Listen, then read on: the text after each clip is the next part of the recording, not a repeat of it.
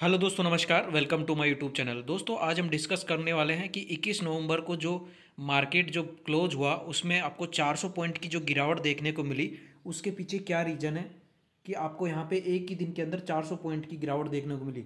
जबकि ऐसा लग रहा था कि अमेरिका के साथ ट्रेड डील होने वाली है और कुछ पॉजिटिविटी भी देखने को मिली थी। यूएस के जो आप बोल सकते हो कि जो अभी क्रूड ऑयल मतलब एलपीजी से रिलेटेड बात बनी थी और डोनाल्ड ट्रंप के जो बेटे हैं वो यहाँ विजिट करने आए, तो मतलब कुछ ऐसा लग रहा था कि रिलेशन अच्छे होने वाले हैं। उसी को देख के वो मार्केट बहुत ज़्यादा सेंटीमेंट लग रहा था कि काफ़ी ज़्यादा पॉजिटिविटी खुलने वाली है मंडे को। लेकिन दोस्तों ऐसा नहीं हुआ।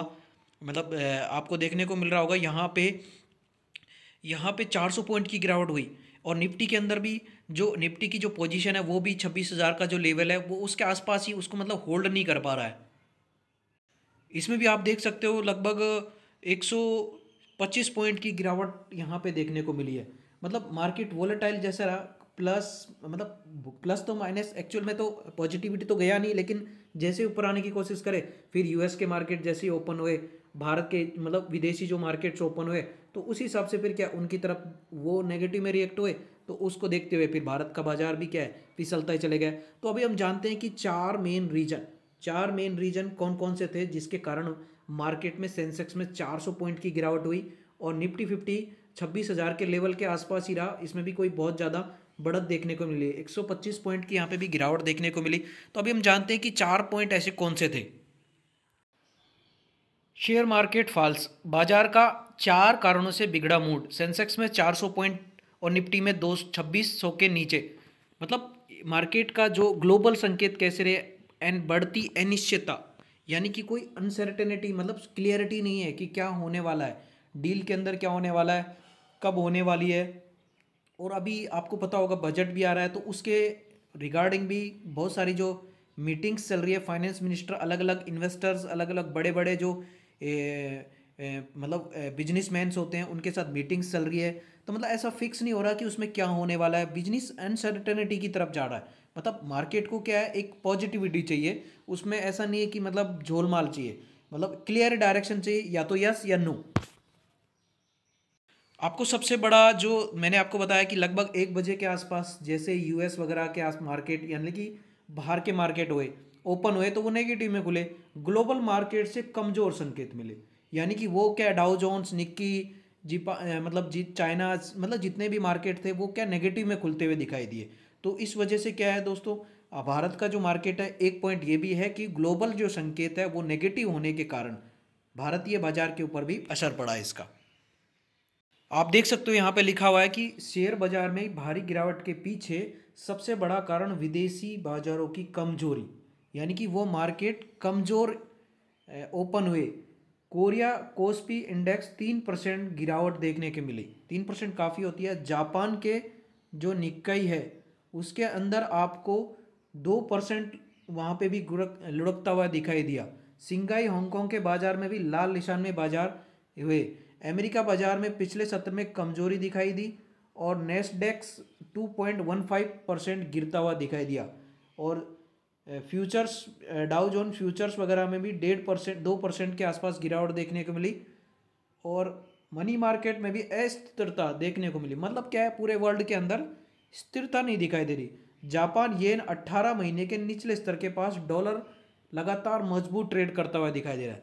दोस्तों कल तो मार्केट में मतलब इंडिया का जो रूपीज है वो बहुत कमज़ोर होता हुआ दिखाई दिया।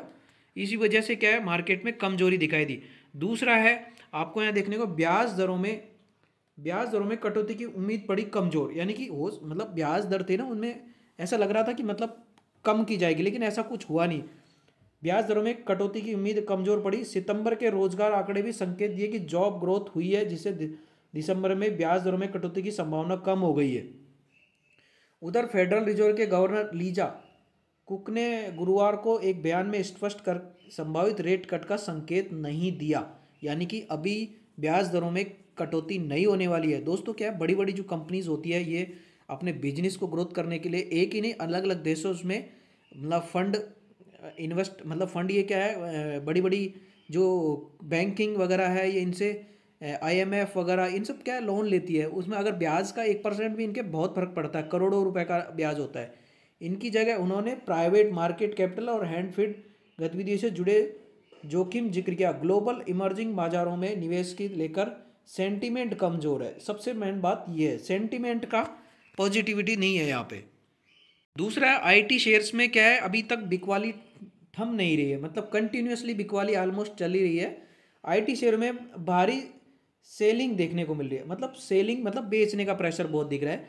अमेरिका टेक यानी कि टेक्निकल जो शेयरों में गिरावट और वैल्यूएशन की अपील के कारण घरेलू आईटी शेयर दबाव में रहे। एनालिस्ट मतलब बेहतरीन नतीजों के मुताबिक भी शेयर्स में क्या है, नाटकीय गिरावट देखने को मिली। मतलब क्या इसी का सीधा असर क्या है, जो असर पड़ेगा वो भारतीय बाजार पे भी पड़ता है। आईटी कंपनीज का जो बिजनेस रहता है, इंडिया की जो बड़ी इन्फोसिस है, टीसीएस है, विप्रो है, जो बड़ी बड़ी टेक महिंद्रा है, इनके बिजनेस क्या है, यूएस के अंदर भी काफ़ी अच्छा वहाँ से इनको बिजनेस मिलता है, काफ़ी अच्छा यहाँ के इनकी रेवेन्यू ग्रोथ है वहाँ से। दूसरा है, लास्ट हमारा जो पॉइंट है वो इंडिया विक्स में उछाल। जो शेयर बाजार में अनिश्चितता बढ़ने के कारण संकेत देखने का इंडिया विक्स में शुक्रवार को उछाल देखने को मिला। मतलब जब ये अगर बढ़ता है तो मार्केट क्या नेगेटिव में जाता है, ये एक दूसरे के क्या वाइस वर्सा होता है। मतलब इंडिया विक्स बढ़ा तो मार्केट डाउन। इंडिया विक्स में आपको देखने को मिल रहा होगा 13% की 13% बढ़कर 13.68 पर पहुंच गया, जो बताता है कि ट्रेडर्स आगामी दिनों में उतार चढ़ाव की आशंका जताते हैं। मतलब बाजार की घबराहट का संकेत माना जाता है। आमतौर पर VIX का बढ़ना एक तरीके के मार्केट के अंदर वोलेटाइल बहुत ज़्यादा होना, यानी कि ऊपर नीचे कुछ भी हो सकता है, बहुत ज़्यादा वोलेटाइल भी हो सकता है, बहुत ज़्यादा नेगेटिव भी हो सकता है। तो दोस्तों जो FIIs और DIs होते हैं, ये मतलब ये चाहते हैं कि स्टेबिलिटी बनी रहे, लेकिन हमारे स्टेबिलिटी नहीं आने के कारण मार्केट के अंदर एक दिन पॉजिटिव देखने को मिलती है, दूसरे दिन आपको नेगेटिव देखने को मिली है।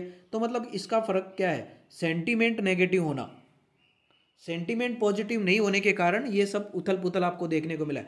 तो दोस्तों आज हमने जाना कि सेंसेक्स के जो 400 पॉइंट और निफ्टी जो 26,100 पॉइंट के आसपास में उछल पुछल कर रहा है, उसके पीछे आपको 4 हमने सबसे बड़े रीजन जाने।